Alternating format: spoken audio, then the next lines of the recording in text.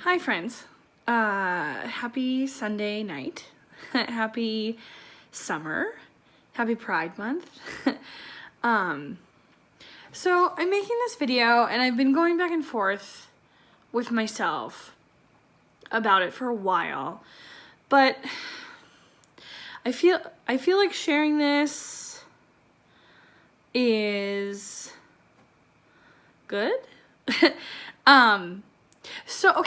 So this is like an examination of white privilege and my white privilege specifically.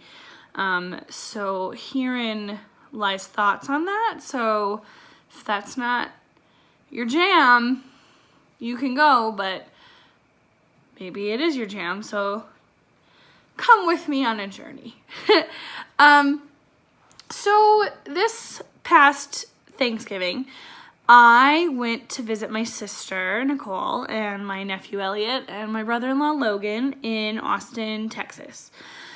Before I left, I went to my bank, and I got money out of the ATM. And it was weird because all of my money, all the 20s I got, were like brand new. And I was like, fancy. I promise this comes in later. This is relevant. So I got them all, whatever. So I get on the plane, I get to Texas. It was a blast. We had such a fun time. We did all sorts of fun things. Well, anyway, Nikki and I decided to take a ladies' day and go to a suburb of Austin called Dripping Springs to go to a brewery. There's a brewery there called Family Business Beer Company. Incidentally, it's owned by Jensen Ackles, of Supernatural fame. Unfortunately, he was not there when we went, but the brewery was lovely. But we decided before going to the brewery that we should maybe eat to be ready for the beer. So we went to a little restaurant called Proof and Cooper, and it was relatively new, and Nikki had never been there, and so she was really excited to take me there. And it was lovely. We ate and we drank. I had my first Mexican martini, which is a martini, but tequila. And it was highly recommend that. Anyway, so we finished our meal, and I picked up the tab and I paid with those 20s that I took out of the ATM at my bank. And we walked out and we got in the truck and we were, getting ready to leave. And I see this man so I'm thinking the manager or something of the restaurant, and he's walking towards the truck and he's got money in his hand. And in my head, I was like, oh, maybe he thinks I overpaid. Kind of a generous tipper, especially after that martini. But I'm really confused, like what's happening? And so he comes up to the truck and he says, "Excuse me, miss, but all of this money you just gave me is fake." And I said, "Excuse me?" And he said, "All of these 20s that you just handed me are fake." And I said, "No, they're not. I got them out of an ATM at my bank." And he said, "Well, I used to work at a Wells Fargo bank and I know that they're fake because of this and this and this and this." And I asked him, I said, "Well, did you check them with a counterfeit pen?" I used to work in customer service, so like that to me was like the first clue, like check it with a pen, right? And he said, "Well, no, we don't have the pen here, but I know. And I called my old manager from Wells Fargo and these are fake. So you need to pay a different way." And I mean, I just handed him my card and like instantly, whatever. So he walked in to run the card and Nikki and I pulled up to the door and I am like mortified, and so he comes back and he hands me his card, or my card back, excuse me. And I got my bank on the phone. By this time, and it's like almost end of day before Thanksgiving. That poor sweet teller had no idea, So I said, "Hi, blah, blah, blah. I got this money out of the ATM on this day." and this man is telling me that it's fake. And so then I handed my phone to him, and they had a conversation, you know, and he made this like snarky remark, like, well, I'm sure she's not trying, I mean, she did give me her card, so clearly she's not trying to steal from me, but these 20s are all fake. And he hands me my phone back, and I finish the conversation with the teller, and she says, well, that's not possible. That money comes from the Fed into the ATM, but I'll have someone look into it and call you back. And they never called me back because it was a ridiculous accusation. But anyway, so he hands me back my card, I sign the slip, we continue on with our day, and we go to the brewery, and I made like a funny little Snapchat video because it was kind of funny. It was so ridiculous that it was kind of funny. You know, like, you know, that's so silly. Like now I'm a big, you know, woohoo, you know, counterfeiter. And, but I felt weird about, you know, like we tested it against 20s at home, and there's no way that all these 20s from the ATM were fake. So, I mean, I spent them the rest of the trip. I mean, you know, if I needed cash or in the airport or whatever, you know, but every time I used one, I kind of looked over my shoulder like I was going to be, you know, like accused of something. Anyway, flash forward to I'm home and I'm out with my friends, and they were playing blackjack, and we were just kind of chit-chatting with the dealer, and I told my money story, and so we knew the dealer, and so we were like, would you check these 20s with your counterfeit pen? Because I still had, I mean, I think I had spent maybe 2. Because then I was nervous about it. I'm a rule follower. So anyway, he checked all them, and they were all real. They were not fake. They were not fake 20s. Now, I tell this story because we all know what happened to George Floyd. And we all know that he was also accused of using a fake $20 bill. And we all know that he died because of that accusation. He was killed. He was held down, and he was killed by cops in Minneapolis because he was accused of using a $20 bill, and he was a black man.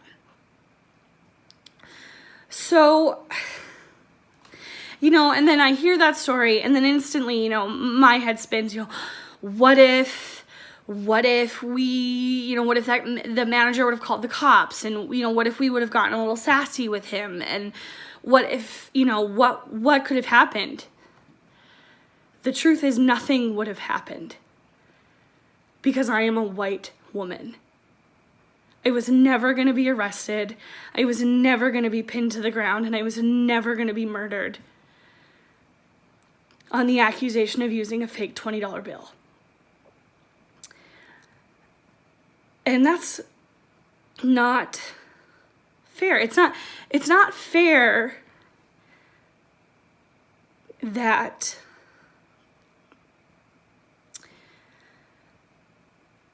George Floyd doesn't get to live anymore, you know? And so, sorry. So I've been sitting with this, and I've been thinking about, like, what is my responsibility? What is my responsibility for the fact that I have the privilege of walking away from that situation? And so I've decided to do, because it is Pride Month, and we are deep in the reminder that Black Lives Matter. They matter, and they're important, and their voices matter. And I'm trying to figure out how to listen and educate myself and be a better white ally. And I've decided that what I'm gonna do is I'm going to donate the amount of fake $20 bills that I had to organizations and charities that support Black lives, especially Black LGBTQ plus lives, because it's Pride Month, and Black Lives Matter, Black trans lives matter, they matter, and that's something I can do. That is something concrete that I can do to help. And I'm not, I'm not sharing this to be like, you guys should tell me I'm so charitable, because that's not why I'm sharing. I'm sharing because I'm trying,